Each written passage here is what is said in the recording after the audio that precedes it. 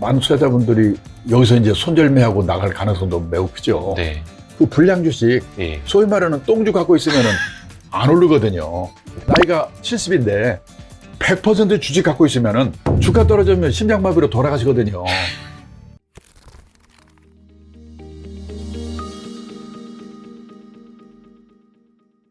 벌써 저희가 9개월 만인가요?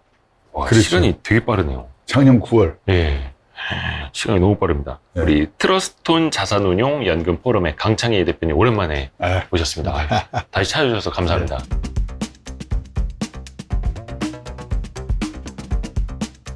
최근에 네. 뭐 물론 시장 상황 보셔서 아시겠지만 예, 코인류는 거의 뭐 낙엽처럼 떨어지고 있고 예. 예, 주식도 그냥 뭐 비처럼 떨어지고 있고 심지어 부동산도 그렇고 예. 그래서 많은 사람들이 되게 힘들어하는 시기거든요. 예, 예. 근데 어떻게 보면 대표적인 뭐 주가 폭락 이런 것도 대표님은 수십 번을 다 지켜보셨잖아요. 예, 예. 그러니까 제가 지금 이제 1973년 9월부터니까 지금 만 49년 됐고 이제 50년 곧 들어서는데 네. 그 사이에 뭐 수없이 이렇게 주식 붐이 있었고 또 떨어져서 손해보고 그런 분들이 많았거든요. 맞아요. 그래서 이제 이번에도 제가 이렇게 그런 상황을 보면서 저는 최근 한 20년 동안 단기 시황 예측은 열심히 노력은 하지만은 네네네. 불가능하다고 생각을 하고 원칙을 지켜야 된다. 그런 얘기를 계속 주장해 왔는데 네. 요번 그 동학개미 투자자분들의 시작부터 지금까지 동향을 보면은 옛날과 달라진 게 뭐 거의 없구나.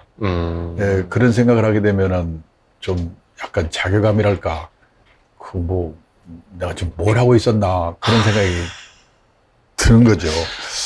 그래서 예. 참, 어떻게 하면은 투자자분들이 좀 이런 거에 대해서 이해를 하고 좀 투자의 자세일까요? 네. 원칙을 지키는 쪽으로 바뀌어질까?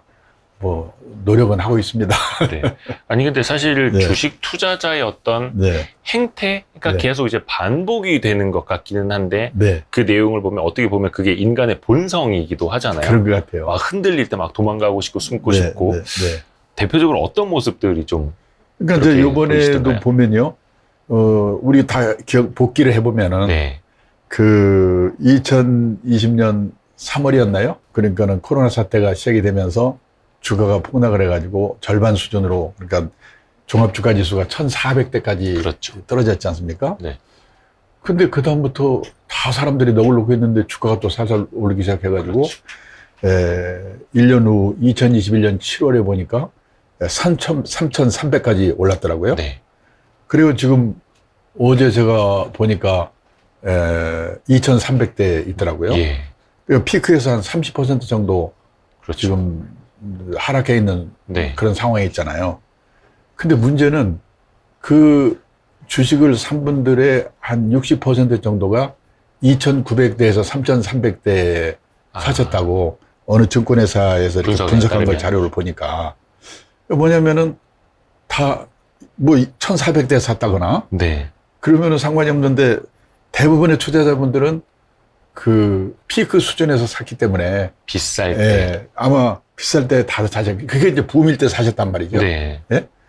그러니까 지금 다들 손해를 보고 있는데 특히 이제 그 개미 투자자라 해야 되나요? 동학개미 투자자분들이 많이 산 종목들이 특히 많이 떨어졌다고 신문에 나잖아요. 그렇죠. 개인들이 산 네, 종목일수록 네. 낙폭이 더 크고. 네. 예. 또 그게 안 되니까 이제 뭐 테슬라니 미국 주식 샀는데 그것도 잘 되질 않고. 네. 그래서 이제 앞으로도 보면은 요즘 어두운 이야기뿐이잖아요. 뭐 우크라이나 사태가 네. 언제 끝날지, 뭐 금리는 더 오른다 그러지, 뭐 불황이 온다 그러지. 그러니까 지금 많은 투자자분들이 여기서 이제 손절매하고 나갈 가능성도 매우 크죠. 네. 그런 게 옛날에 했던, 그러니까 약간 모습만 다를 뿐이지 그 패턴은 또 역시 반복되고 있구나. 와. 네, 그런 생각이 들더라고요. 아까 잠깐 예. 단기 주가 예측은 이제 뭐 당연히 불가능한 거다 네. 이렇게 말씀을 해주셨는데 네. 근데 또 최근에는 많은 사람들이 뭐 유튜브라든지 예. 증권사 리서치 센터 보고서도 되게 좀 예. 밀접하게 쉽게 예. 찾아볼 예. 수 있는 아주 공부하기는 되게 좋은 시대가 됐잖아요. 근데 이제 뭐냐면 자기 본업이 있는 예. 일반 그 투자자분들, 직장인이든 자영업자들. 이분들이 뭐랄까 전업 투자자라든지 예. 애널리스트라든지 네. 그다음에 펀드 매니저들이 하는 그걸 보고 그대로 흉내내려고 하는 거는 문제가 아닌가. 뭐 워렌 버핏이라든지 피터 린치 같이 그 상당히 전설적인 투자가라고 하는 분들의 뭐냐면은 다들 단기 시황 전망은 불가능하다. 그 말을 많이 하지만 네. 그래도 오늘 또 그걸 예측하려고 노력들 하고 있지 않습니까? 네. 예.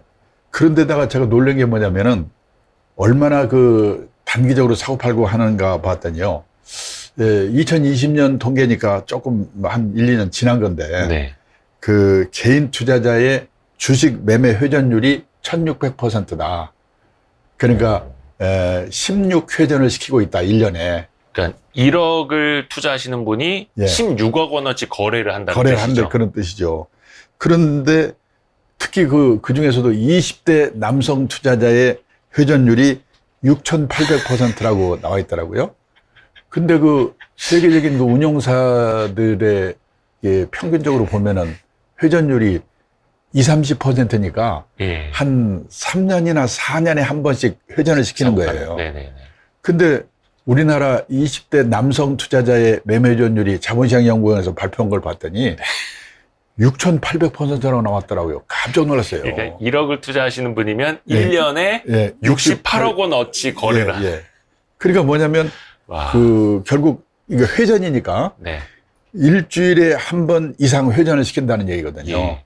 그러니까 첫째는 뭐냐면 그런 식의 초단기 매매로 성공을 할 수 있느냐가 첫째가 문제고 예. 저는 더 큰 문제가 뭐냐면은 저도 직장인으로 지금 이제 내일 모레 50년 되는데요. 네, 네. 그런데 쫓겨가지고 사고팔고 해서 그러면은 일주일에 한 번 이상 돌리라고 해놓으면 꿈에도 그게 나타날 거란 말이죠. 그러면 회사에 나와서 넉넉고 있으면은 회사에서 잘리죠. 그러니까 일에서도 성공 못하고. 본인의 일에 집중을 못하죠. 못하죠. 예, 누가 되든. 그래서 이제 저도 옛날에 1970년대에 같이 입사해서 업계 동료들 이렇게 보면은 그 뭔가 내가 돈을 재테크해서 벌어봐야 되겠다고 했는데 네. 재테크도 못하면서 또 일에서도 실패하는 사람들을 많이 봤는데 네. 결국 그런 상황이 아직도 계속되고 있구나. 그런 생각을 하는 거죠. 그래서 저는 계속 그 주장하는 게 가장 큰 투자 엔진은 자신의 직업이다. 네, 네. 일에서 성공해야 되는 거긴데 네. 지금 이번 동학개미 투자자 붐이 있는 동안에 유행했던 말이 돈에도 일을 시키자고 그러잖아요. 그렇죠. 그건 참 좋은 일인데 어떻게 보면은 돈에만 일을 시키자. 네, 네, 네. 그런 거 아닌가. 아. 근데 직장인들이 그 회사에서 하고 있는 일은 그 가장 중요한 금융자산이거든요. 네. 그 일에서 월급 나오죠, 보너스 나오죠, 퇴직금 나오죠. 근데 그 일에서 성공을 못하게 되면은 뭐 돈을 좀 일해서 재테크해서 돈을 좀 얼마 벌어봤자 그 의미가 없다는 거죠. 그러니까 저는 2020년, 21년 초까지 그랬죠. 예, 젊은 예. 사람들이 그냥 노동의 예. 가치를 그냥 네, 되게 좀 열등하게 봤죠. 네. 어. 그런데 이제 그게 이 일반 개인 투자자들이 단기 예측으로 불가능하다고 하는 게 뭐냐면은 그 미국의 개인 투자가들은 그럼 어떻게 했는가. 미국도 1980년대까지는 우리나라와 똑같았어요. 1980년대. 80년대까지는. 네. 예를 들어서요. 피델리티라는 세계적인 자산운용사 있잖아요. 예. 거기에서 1977년 5월부터 네. 1990년 5월까지 네. 만 13년 동안 한 펀드를 쭉 안 잘리고 운용해온 사람이 그 피터 린치라는 사람이잖아요. 월가의 영웅. 예. 그 피터 린치라는 그러니까 전설적인 펀드 매니저라고 그러죠. 네. 근데 그 사람이 13년 동안 운용하면서 수익률을 봤더니 13년 동안에 2700% 수익을 냈더라고요. 예. 누적 2700%. 그리고 이 연평균 수익률로 보면 29%. 어마어마한 거죠. 그러니까 13년 동안 평균으로 따지면 매년 29%씩 수익을 낸 거예요. 그렇죠. 그런데 문제는 13년 동안에 그 펀드에 투자한 사람의 절반 정도가 손실을 봤다고 나와 있는 거예요. 아니, 13년 동안에 2700%, 네. 그 연평균 수익률이 29%. 그러면 당연히 이익 봤어야 되잖아요. 네네네. 그런데 절반이 손실을 봤다는 게 뭐냐면 어떻게 그럴 수 있을까요? 그러니까는 네. 2700% 오르더라도 이렇게 오르는 게 아니거든요. 수직으로 오르는 게 아니라 요즘 요 한 3년 동안에 우리 그랬던 것처럼 네. 네. 뭐 한 몇십 퍼센트 상승했다가 다시 몇십 퍼센트 떨어졌다가 다시 상승했다가 떨어졌다 하는데 네. 그거를 13년 동안은 해서 계속 꾸준히 운영을 했더니 2700% 했다는 거기 때문에 네. 제일 나쁜 케이스가 뭐냐면은 요번 우리 국면에서 볼 때 네. 한 3,000 고무렵에 예. 2,900에서 3,300 사이에서 대부분이 샀잖아요. 올라가면 네. 들어오고. 네, 그때 샀고 네. 한 2년쯤 지났는데 지금 2,300포인트 30% 떨어지니까 참다 못해서 아이 나쁜 놈들 하고는 팔고 나가는 게 대부분의 투자자들의 성향이라는 아예 거죠. 실력 없는 놈들 이러면서 예, 팔고 예. 떠나고. 네. 근데 그러면서 수익을 못 내면서 사람들이 깨달은 거예요. 미국의 경우에는 네네네. 아, 일반 투자자들이 단기 시황 전망에 쫓겨서 샀다 팔았다 해서는 벌 수가 없는구나. 그래서 이 투자의 원칙, 장기 투자, 분산 투자의 원칙을 지켜야 되는구나. 이걸 깨닫고 또 학교에서도 이런 교육을 계속 시켜가지고 다는 아니지만은 많은 투자자들이 이제 장기 투자, 분산 투자에 대해서 이해를 하고 그렇게 하려고 노력을 하는 거예요. 예. 그쵸. 그런데 뭐 보통 지금 이런 말은 벌써 외국 책에도 나오고 국내 책에도 장기 투자, 분산 투자 얘기는 나오는 거거든요. 네.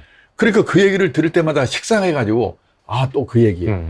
저도 이제 장기 투자, 분산 투자 얘기를 하면은요, 덧붙어나는 게 아이, 바빠 죽겠는데 지금 오릅니까? 떨어집니까? 뭐 사야 돼요? 내가 그 얘기 들으려고 왔지. 그 장기 투자, 분산 투자 얘기 내가 수십 번 들은 얘기인데 또 그 얘기입니까? 그러면 그냥 강의가 김이 새버리거든요.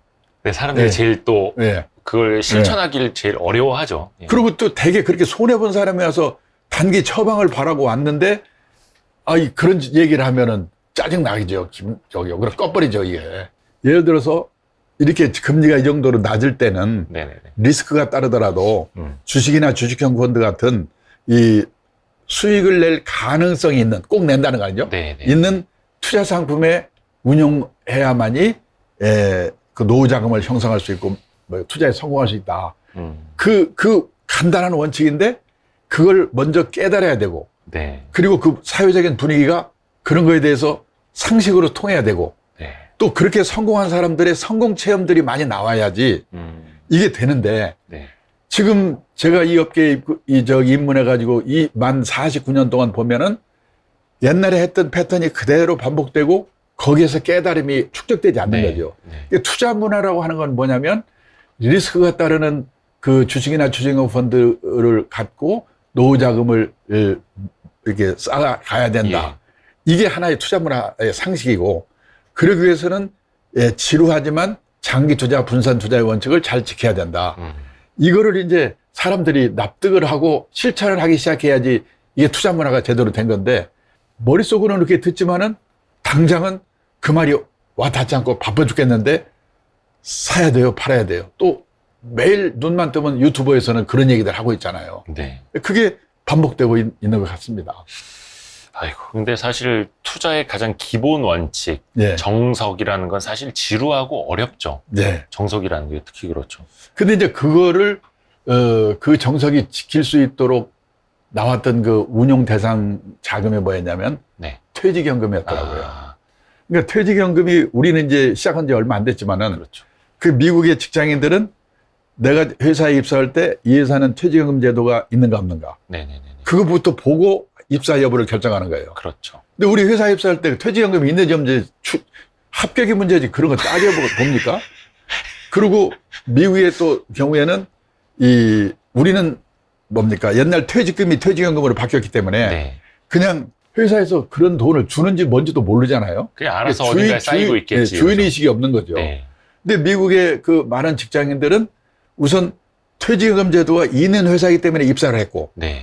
또 회사가 자동적으로 쌓아주는 게 아니고 내가 예를 들어서 금년에 1,000만 원어치를 퇴직연금을 불입을 하면 그 매칭이라고 그러죠. 네. 회사에서 거기에 매칭해서 50%, 500%, 50%면 500만 원, 네. 100%면 1,000만 원을 회사에서 또 넣어주거든요. 네. 그러니까는 직장인들은 이 입사하자마자 그 퇴직연금에 대한 주인의식이 있는 거예요.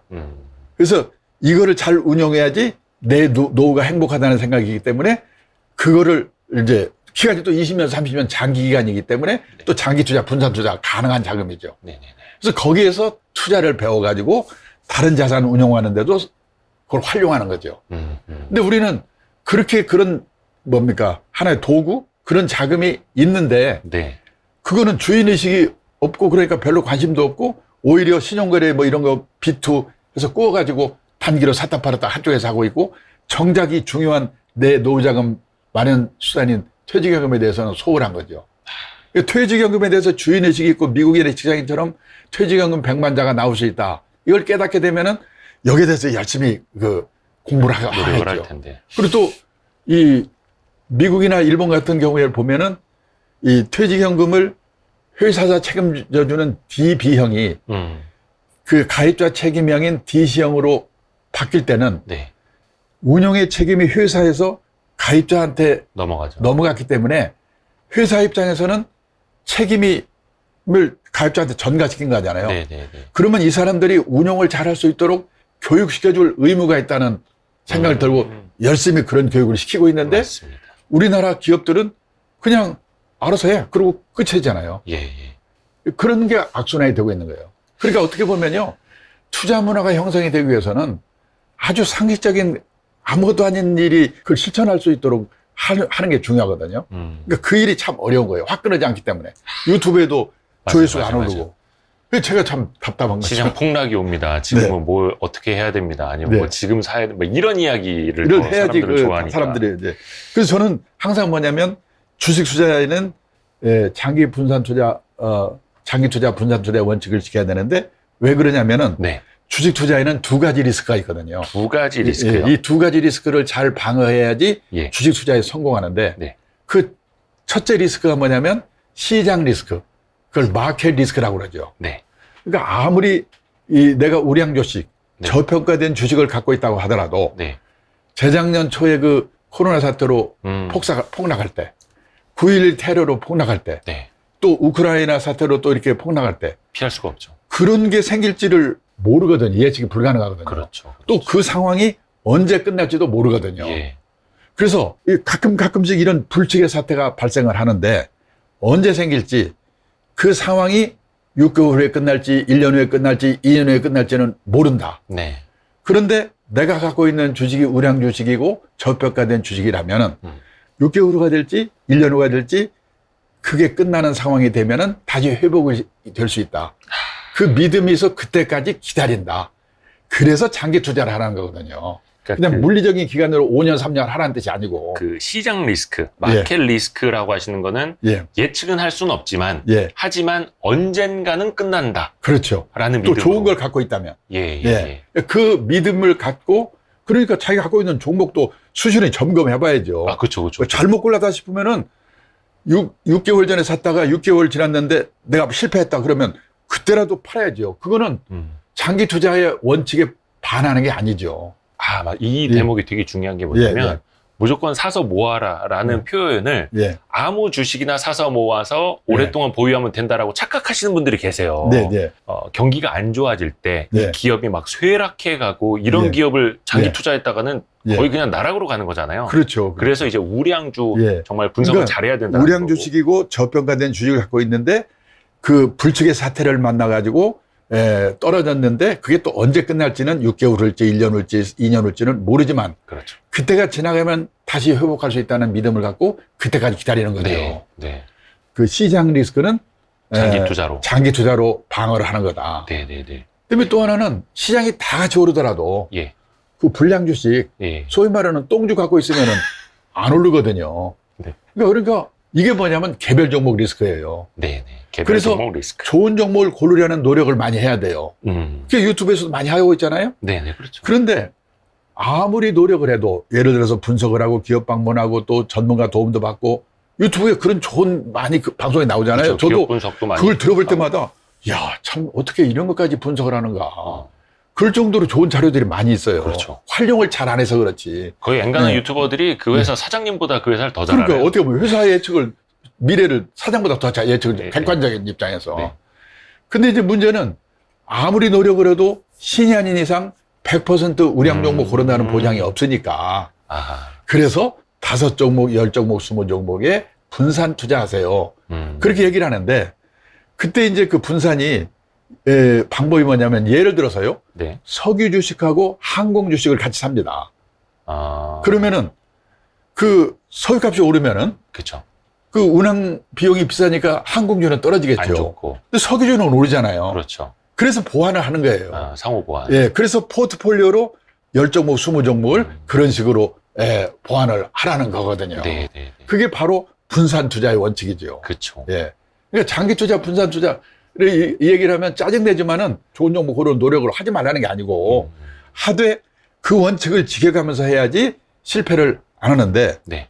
이게 분산 투자의 방법에는 또 세 가지가 있어요. 분산 투자에도 세 가지가 세 있다. 가지가 있는데 뭐냐면 첫째가 뭐냐면은 이 종목 분산인데 네, 네, 네. 그러니까 아까 말한 석유 주식과 항공 주식 이런 건 보완되는 종목을 한 5개, 10종목 사는 게 첫째 종목 분산이고 네. 두 번째는 리스크 크기별 분산이 있어요. 음. 예를 들어서요. 내가 나이가 70인데 100% 주식 갖고 있으면은 주가 떨어지면 심장마비로 돌아가시거든요. 그러니까 뭐냐면은 자기 나이에 맞는 그 리스크 자산을 갖고 있어야 되는 거예요. 네. 그래서 보통 100에서 자기 나이 뺀 만큼만을 내가 70대거든요. 네. 100에서 70을 빼면 30%만 그 주식이나 주식형 펀드를 가지세요. 예. 그게 리스크 크기별 분산이거든요. 그렇죠. 젊은 분들은 아직도 장래가 있고, 그렇죠. 예, 그렇기 때문에 30대다.